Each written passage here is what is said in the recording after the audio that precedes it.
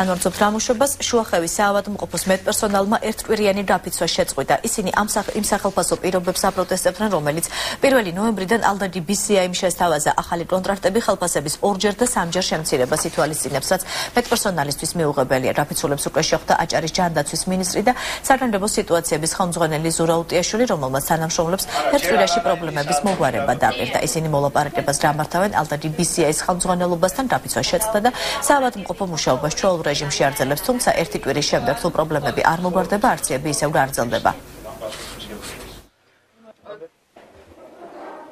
ეხოთ ხოვნა რომ შეგვეწყვეტა ეს აქციები და მოგცეს ერთკვირიანი ვადა რომ შეხვდებოდა ეს წარმომადგენელი საგანგებო სიტუაციის უტიაშვილი ალდაგის წარმომადგენლებს და ერთი კვირის შემდეგ გვაცნობებენ თუ რა გადაწყვეტილებას მიიღებენ.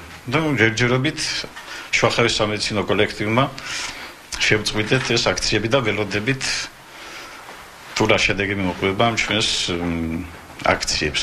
ჩვენ საქმეს მაინც ვაგრძელებთ, მაგრამ